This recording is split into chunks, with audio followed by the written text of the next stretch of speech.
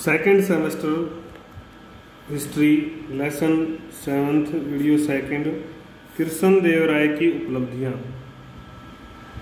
पिछली वीडियो में हमने देखा कि कैसे अलग अलग वंशों ने शासन किया विजयनगर साम्राज्य पर और उनका बहमनी साम्राज्य के साथ भी कुछ टकराव होता है। इसके साथ ही हमने पढ़ा था कि कृष्णदेवराय जो थे वो एक विशेष महान शासक उस समय हुए और उनका जो वंश था वो था तुलु वंश से थे ये। और काल हमने पढ़ा था 1509 से 29। Very important question. तो महत्वपूर्ण काल इनका माना जाता है। हमने पढ़ा था कि इनकी चाहे वो सैन्य उपलब्धियां हों, चाहे राजनीतिक प्रशासनिक हों और चाहे वो साम्राज्य के लिए आर्थिक इनकी उपलब्धियां रही हों, साहित्यिक कला के क्षेत्र में भी जो है चरम यहाँ पर पहुँचता है, विकास होता है। तो इसके कारण से इसको महान जो है शासक माना जाता है। इसकी उपलब्धियों के कारण से अलग अलग क्षेत्रों में जो इसने विकास की धारा वहाँ पर छेड़ी। मजूमदार इसके बारे में क्या कहते हैं? मजूमदार जी कहते हैं कि वह सबसे महान शासक था। तो उसकी गिनती कुछ जो प्रसिद्ध शासक है पूरे भारत के उनमें गिनती की जाती है। बाबर ने भी तुझके बाबरी में इसके राज्य की और इसकी जो व्यक्तिगत जो इसकी राज्य की और इसकी प्रशासनिक व्यवस्था की प्रबंधन की प्रशंसा की है। कृष्णदेवराय एक बहादुर सिपाही भी था, सेनापति भी था, प्रशासक भी था और कला व साहित्य का संरक्षक भी वो था। तो ऐसे कई गुण उसके अंदर विद्यमान थे। उस समय कुछ समस्याएं थी उस समय की उसके सामने। वो समस्याएं क्या थी? पहली समस्या, राज्य सीमित था और असंगठित था और साथ में विद्रोही सरदार जो है उसके लिए चुनौती बने हुए थे। वो उसको बार बार परेशान कर रहे थे। उड़ीसा के गजपति शासकों ने, कौन से शासकों ने? गजपति शासकों ने उत्तर पूर्वी क्षेत्रों पर कब्जा कर लिया था। तीसरा, बहमनी राज्य 5 उसमें बट गया था भागों में। फिर भी उत्तरी क्षेत्र से विशेष कर जो है बीजापुर के जो शासक थे उनका दबाव व खतरा हमेशा बना रहता था, मंडराता रहता था राज्य के ऊपर। वो भी एक दबाव इसके ऊपर विशेष था। चौथा बिंदु जो है पुर्तगालियों की जो शक्ति है वो भी बढ़ रही थी, विशेष रूप से पश्चिम क्षेत्र में, और उनका नियंत्रण जो है समुद्री मार्गों और व्यापार पर बढ़ता जा रहा था। ये भी एक उसके लिए चिंता का विषय था। तो अब इन समस्याओं को मिटाएगा अपनी उपलब्धियों के माध्यम से। पहली उपलब्धि है बहमनी ताकतों को धकेलना। बहमनी सेनाएं हर वर्ष ही विजयनगर क्षेत्र पर आक्रमण करती थी, हर वर्ष आक्रमण करती थी। तो पहला कार्य जो था इसका वो इन आक्रमणों को रोकना था। तो बहमनी शक्तियों को दीवानी के युद्ध में निर्णायक रूप से हराया। कृष्णदेवराय ने बीजापुर के शासक यूसुफ आदिल शाह की पीछे हटती सेनाओं का मुकाबला किया, उनको छोड़ा नहीं। यूसुफ आदिल शाह ने कोविर कोंडा के समीप कृष्णदेवराय का विरोध किया। यूसुफ आदिल शाह विरोध के बाद आखिर में मारा जाता है। उसके बाद बीजापुर पर पहला आक्रमण होता है इनका। इन प्रारंभिक सफलताओं के बाद इन सफलताओं के बाद कृष्णदेवराय ने रायचूर दोआब पर आक्रमण करके, रायचूर जो दोआब का आक्रमण करके रायचूर दुर्ग पर कब्जा कर लिया। बीजापुर में यूसुफ आदिल शाह की मृत्यु के बाद इस्माइल आदिल शाह शासक बनता है।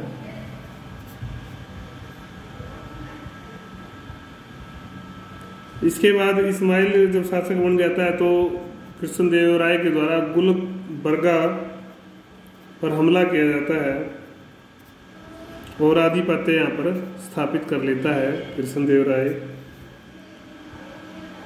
इसके बाद बिदर की ओर कूच किया जाता है। बिदर की ओर कूच करके घेर कर उसको भी जीत लिया जाता है। फिर पुर्तगालियों से मैत्री। उस समय जो गवर्नर था अल्बुकर्क ने बहमनी शक्तियों के विरुद्ध संघर्ष में सहायता का संदेश जो है दिया कि भाई हम आपको सहायता देना चाहते हैं, ऐसा संदेश कृष्णदेवराय के पास पहुंचता है। तो बदले में पुर्तगाली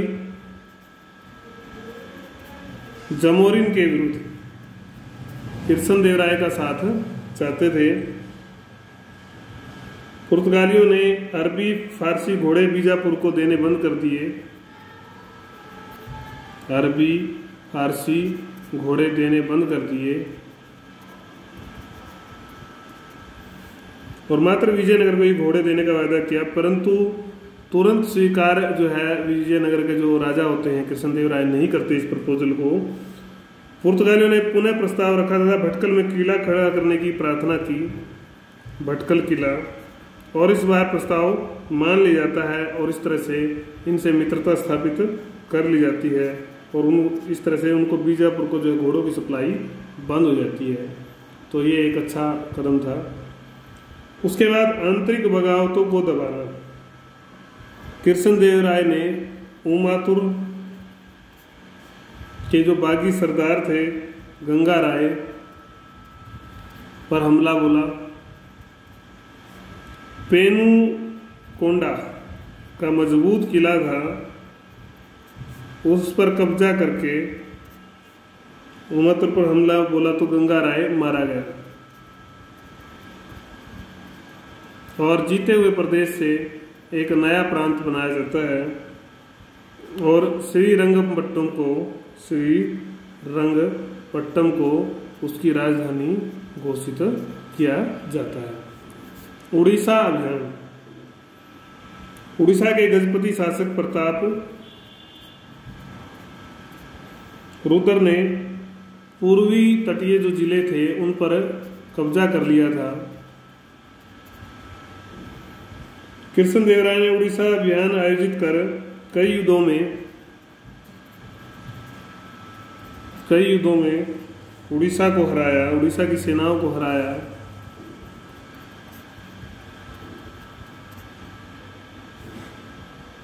सारे तेलंगाना क्षेत्र को जीत लिया।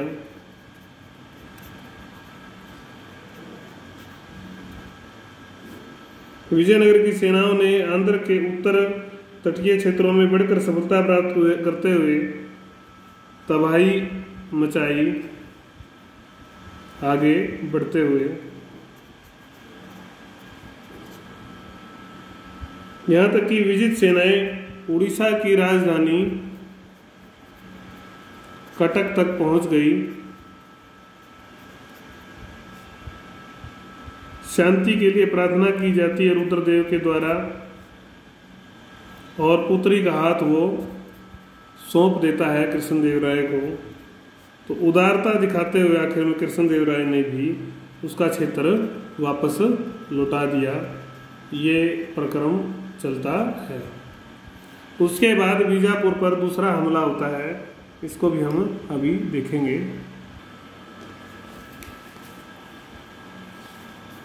बीजापुर पर द्वितीय हमला होता है। इस्माइल आदिल शाह हमने पढ़ा था कि इनका शासक बन गया था। तो इस्माइल आदिल शाह ने पुनः रायचूर पर जो है कब्जा कर लिया और इस कारण बीजापुर के सुल्तान और टकराव जो है कृष्णदेवराय के बीच में शुरू हो जाता है दोबारा से। इस बार कृष्णदेवराय ने बीजापुर के शासक को पूरी तरह हराते हुए कृष्णा नदी के पार धकेल दिया। सुल्तान ने मुश्किल से अपनी जान बचाई और शांति स्थापना से पूर्व विजयनगर सेनाओं ने गुलबर्गा का विध्वंस जो है कर दिया। गुलबर्गा के सुल्तान के बड़े पुत्र महमूद को आज़ाद कर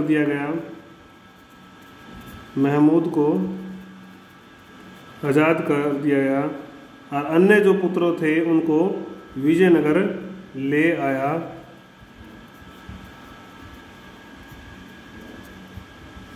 इससे बहमनी साम्राज्य के पांचों जो राज्य थे वो नाराज होते हैं, बहुत ज़्यादा नाराज हो जाते हैं और इससे उनमें एकता स्थापित हो जाती है पुनः,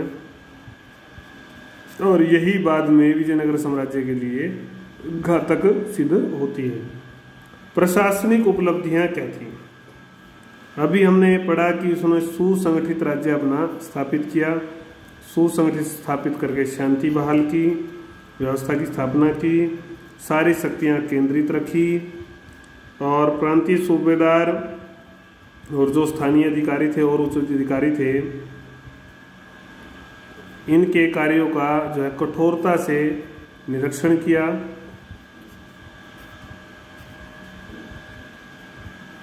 शिकायतें सुनकर प्रजा की उनका समाधान जो है किया जाता था, निवारण किया जाता था मौके पर ही, कोशिश ये रहती थी। कृषि व्यापार को जो है विशेष प्रोत्साहन जो है कृष्णदेवराय के द्वारा अपने राज्य में दिया गया। जंगल साफ करके अधिक भूमि को कृषि योग्य बनाया गया और तालाब व नहरें खुदवाई गई। तालाब व नहरें खुदवाकर सिंचाई के साधनों में वृद्धि की। सैन्य व्यवस्था को चुस्त किया। सेना में कठोर अनुशासन लागू किया। सैनिकों को भी सुविधाएं दी। इस तरह से निरंतर उनको इन कारणों से निरंतर सफलताएं भी मिलती रही। तो ये प्रशासनिक सफलताएं थी। फिर साहित्य प्रोत्साहन, वास्तुकला और धार्मिक सहिष्णुता, 3 बिंदु और हम पढ़ेंगे। साहित्य का भी इन्होंने विशेष ध्यान रखा। इनको विशेष जो है महान संरक्षक जो है साहित्य और कला का माना जाता है। तो आंध्र भोज के नाम से प्रसिद्ध थे। 2 अंक के कई क्वेश्चन आएंगे, ध्यान रखना। आंध्र भोज के नाम से प्रसिद्ध थे। उसके दरबार में अष्टदिग्गज रहते थे। अष्टदिग्गज कौन थे? तेलुगु भाषा के, तेलुगु लिखना सीख लें, महान कवि थे, ये विद्वान थे। और इनमें सबसे प्रमुख जो थे, इंपॉर्टेंट क्वेश्चन आ रहे हैं 2-2 नंबर के, पेडन प्रमुख थे, महापंडित थे वो। स्वयं कृष्णदेवराय भी बहुत बड़े विद्वान थे। उन्होंने तेलुगु में लिखा क्या? आमुक्त माल्यद। इस भाषा में भी पूछ लेता है किस भाषा में लिखा। और संस्कृत में जाम्बावती कल्याणम लिखा, जाम्बावती कल्याणम। उसके बाद वास्तुकला में योगदान को हम समझेंगे। अपनी राजधानी में उन्होंने 2 अंक के क्वेश्चन आ रहे हैं। कृष्णा हजारा स्वामी का मंदिर बनवाया।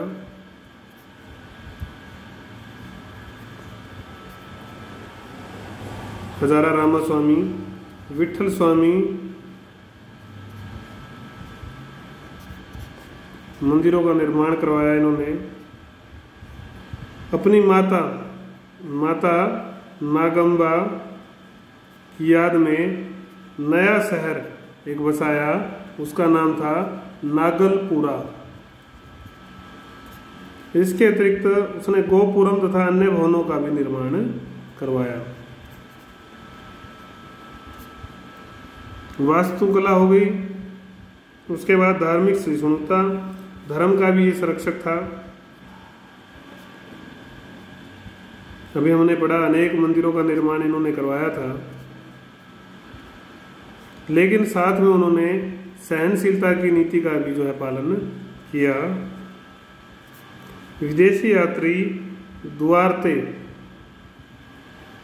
दुआर्ते और बारबोसा, वेरी इंपॉर्टेंट, ये इसके समय के विशेष वर्णन करते हैं। तो इन्होंने उल्लेख किया, क्या उल्लेख किया इन्होंने, कि राजा इतनी स्वतंत्रता देता है कि चाहे कोई ईसाई हो, यहूदी हो, हबसी हो, विधर्मी हो,